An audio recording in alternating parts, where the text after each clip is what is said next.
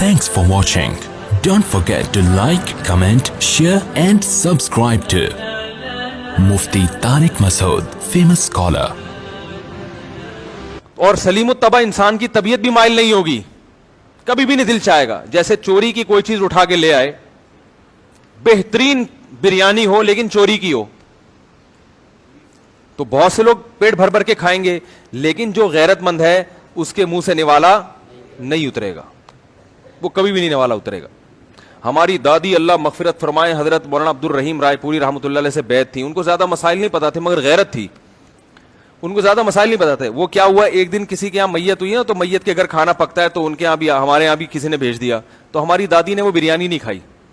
وہ کہہ رہی یہ مردوں کے کھانے مجھے سمجھ میں ہے بھائی, مجھے سمجھ میں نہیں آتا. حالانکہ ان کو نہیں پتا تھا کہ یہ بدعت ہے, ثواب ہے, کیا ہے. انہوں نے کہا یہ کیا ہے, میت کا کھانا ہے, ہم سے تو نہیں اتارا جاتا ہے. وہ نہیں کھاتی تھی کھانا. ان کو یہ نہیں پتا تھا کہ یہ بدعت ہے, کوئی ان کی رائے نہیں تھی کہ بدعت ہے یا ثواب ہے یا جائز ہے یا ایصال ثواب ہے یا کیا ہے. ان کو یہ پتہ ہی نہیں تھا, نہ انہوں نے اس مسئلے پہ کبھی بحث کی. انہوں نے کہا یہ پتہ نہیں ایک میت ہو گئی ہے, اس کے گھر سے کھانے آئے ہیں, ہمارے حلق میں یہ کھانا نہیں اترتا. ولیمے کا کھانا ہو, شادی بیاہ کا کھانا ہو, عید کا کھانا ہو, کوئی پاس ہو گیا اس کا کھانا ہو, بچہ پیدا ہو گیا عقیقے کا کھانا ہو, سمجھ میں آتا ہے اس کا انا للہ ہو گیا, اور آپ کے یہاں کیا کیا جا رہا ہے, کھانا کھایا جا رہا ہے, ہم سے نہیں کھایا جاتا. تو اس کو کیا کہتے ہیں میرے بھائی, غیرت بولتے ہیں. جب یہ ہوتی ہے تو نہیں کھاتا آدمی, جب نہیں ہوتی تو سب سے زیادہ مردوں کے کھانے ہی کو فوکس کرتا ہے. میں نے لوگوں سے سنا یار میت کے کھانے میں جو مزہ ہے وہ کسی اور کھانے میں نہیں ہے, یہ لوگ کہتے ہیں ایسے.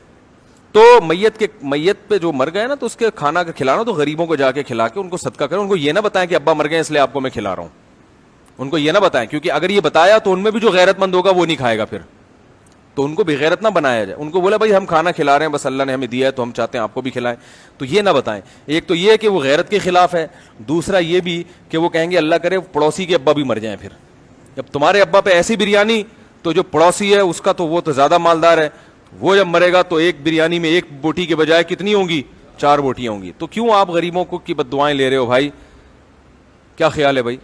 تو یہ خوشی کا موقع تھوڑی ہے کسی کے ابا کا مر جانا.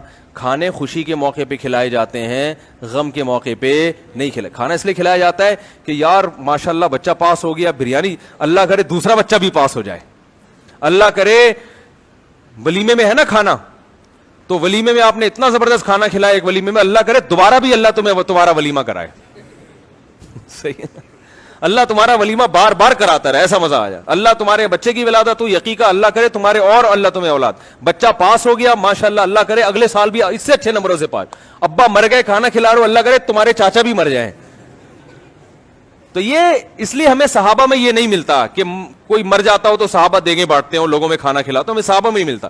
حضرت ابو بکر کا انتقال ہوا تو کہیں نہیں ملتا کہ حضرت عمر نے دیگیں بانٹ کے کھلائی ہوں, کہیں بھی نہیں ملتا کہ حضرت عمر نے تمبو لگایا چلو بھائی ابو بکر کا انتقال ہوا کھانا کھاؤ غریبوں کو ثواب ملے گا. صدقہ چھپ کے کیا جائے, اور اس میں بھی یہ نہ بتایا جائے کہ چاچا کا انتقال ہو گیا اس لیے میں تمہیں دیکھ کھلا رہا ہوں.